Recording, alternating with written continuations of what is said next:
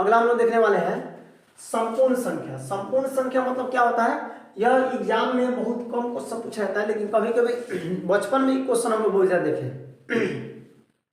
अगला हम लोग देखने वाले हैं संपूर्ण संख्या।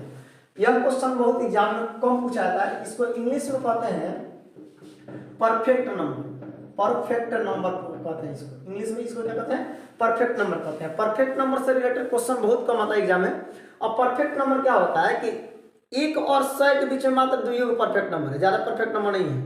और IIT अगर एग्जाम में पूछा जाता है, 10th क्लास के एग्जाम में शायद नहीं पूछे क्वेश्चन, लेकिन जानकारी रखना है अपने पास, जानकारी रखने में कोई हानि नहीं करने वाला है। तो परफेक्ट नंबर क्या होता है देखिए, अब परफेक्ट नंबर का डिफिनेशन हम लोग खुद अपना से बना लेंगे लोग। परफेक्ट नंबर डिफिनेशन क्या होता है, तो पहले परफेक्ट नंबर समझ तो ले, पहले परफेक्ट नंबर होता क्या है।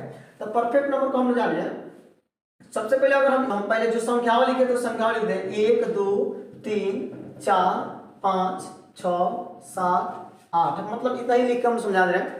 सबसे पहले तो इसका गुणनखंड निकालते तो 1 निकलेगा, इसका गुणनखंड 1 निकलेगा, 2 निकलेगा, इसका गुणनखंड 1 निकलेगा, 3 निकलेगा, इसका गुणनखंड 1 निकलेगा, 2 निकलेगा और 4 निकलेगा, इसका गुणनखंड 1 निकलेगा, 5 निकलेगा, इसका गुणनखंड 1 निकलेगा, 2 निकलेगा, 3 निकलेगा और 6 निकलेगा, इसका गुणनखंड 1 निकलेगा, 7 निकलेगा, इसका गुणनखंड 1 निकलेगा, 2 निकलेगा, 4 निकलेगा, 8 निकलेगा।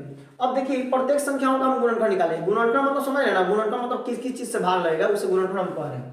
जैसे मान लीजिए कि 1 में केवल 1 से भाग लगेगा, 2 में केवल 1 2 से भाग लगेगा, 3 में केवल 1 3 से भाग लगेगा। अब देखिए हम क्या कर रहे हैं कि गुणनखंड का जो ज्यादा है ये हुआ है तो उसको नहीं जोड़ेंगे, ये उस चीज को थोड़ा जोड़ेंगे। मैंने मान लीजिए कहेगा 5 तो 5 को थोड़ा जोड़ेंगे। आप मान लीजिए कोई कहा लेगा 3 तो थोड़ा जोड़ेंगे। अगर कोई कहे 5 और 3 को जोड़ो तो जोड़ेंगे, 5 और 3 8 हो जाएगा। अब ऐसे कहेगा तो जोड़ेंगे, तो उसी पर इसको नहीं जोड़ेंगे क्योंकि ये अकेला है तो इसको नहीं जोड़ेंगे। अब भाई दोनों को जोड़ लिए, 1 और 2 कितना होता है 3, हाई दोनों को जोड़ के देखिए तो कितना हुआ 4, हाई तीनों को जोड़िए तो हाई देखिए 1 का 2 3 और 3 को 4 को 7 हो गया, हाई दोनों को जोड़िए तो कितना हुआ 6 हो गया। उसके बाद हाई तीनों को जोड़िए तो 12 आ गया। देखिए तो हाई 3 और 3 6 और 6 12 हो गया। इसको जोड़िए तो इसका कितना आ गया 8 आ गया। इसको जोड़िए कितना हो रहा है 15 आएगा। देखिए 8 4 12 और 3 15 आ गया। तो अब यहाँ पर हम लोग सबसे चीज समझने वाला क्या है कि हम लोग जो संख्या देख रहे हैं इसमें एक संख्या ऐसा है जो जिसका अभाज्य गुणनखंड का योग किए हैं तो उससे दुगुना आ गया। जैसे मान लीजिए कि 6 जो है ना 6 का दुगुना हो गया है 12।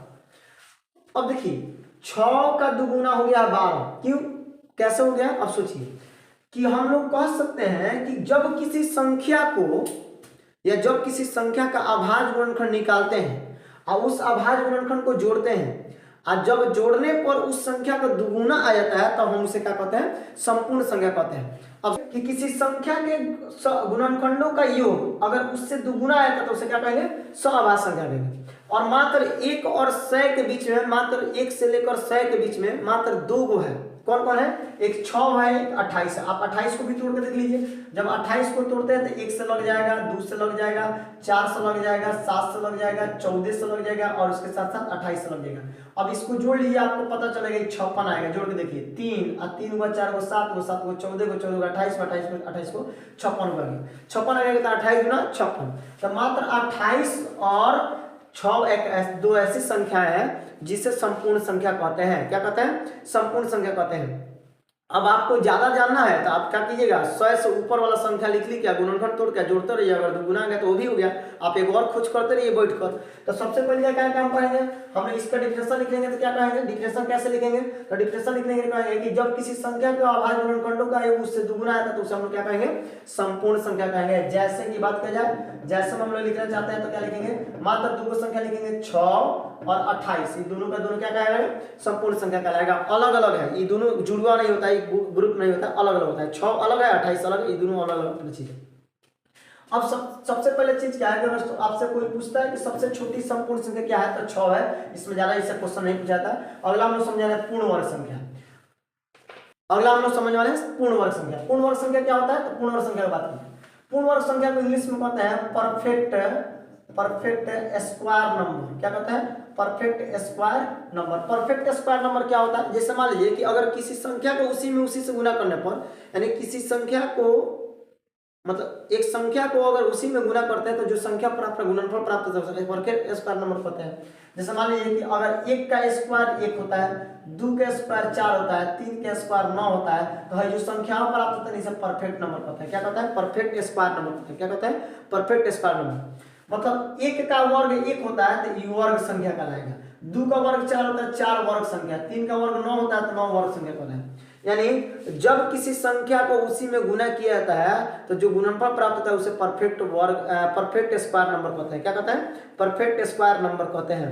जैसे आप समझिए, अब एग्जांपल आपसे कोई पूछता है तो लिखिएगा 1 के साथ 4 के साथ 9 के बाद क्या होगा 16। देखिए जो स्क्वायर हो कोई ना कोई संख्या का, जो स्क्वायर हो कोई ना कोई संख्या का, 1 4 9 16 के साथ साथ 25 कितना का स्क्वायर है? 5 का स्क्वायर है। 36 कितना का स्क्वायर है? 6 का स्क्वायर है। 49 7 का 81 64 8 का 81 9 का 100 10 का 121 11 का 144 12 का 169 13 का 196 14 का 225 15 का, ये सभी क्या कहलाता है? सभी परफेक्ट स्क्वायर नंबर है, सभी पूर्ण वर्ग संख्या। उसी प्रकार पूर्ण घन संख्या कैसे समझेंगे? पूर्ण घन संख्या जब किसी संख्या को उसी में 3 बार गुना किया जाता है, जैसे में 1 गुना 1 गुना 1 गुना 1 कितना आएगा बताइए?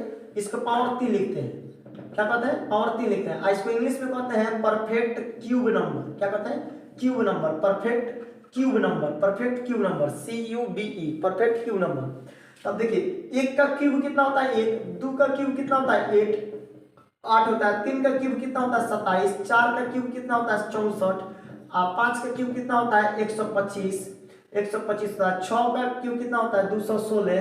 7 का क्यूब कितना होता है? 343। इस प्रकार से जो सभी संख्याएं दिख रही है, 8 का क्यूब कितना होता है? 512। ये जो सभी संख्या दिखाई दे रहा है, ये सभी के सभी क्यूब नंबर कहलाएगा। ये सब जो संख्या दिख रहा है ये सब क्यूब नंबर है, क्यूब नंबर है। तब क्यूब नंबर का डिफरेंस क्या कीजिएगा कि किसी संख्या को उसी में 2 बार अतिरिक्त गुना करने पर, मतलब टोटल 3 बार, जैसे में 5 गुना 5 गुना 5, और किसी संख्या को 3 बार आपस में गुना करते हैं तो उसे जो प्राप्त गुणनफल होता है उसे क्या कहेंगे? क्यूब संख्या कहेंगे। क्या कहेंगे? क्यूब संख्या कहेंगे। अगर किसी संख्या को उसी में 3 बार गुना करता है जो प्राप्त गुणनफल होगा उसे क्या कहेंगे? क्यूब संख्या कहेंगे। तो हमारा क्यूब संख्या बन के रेडी हो गया।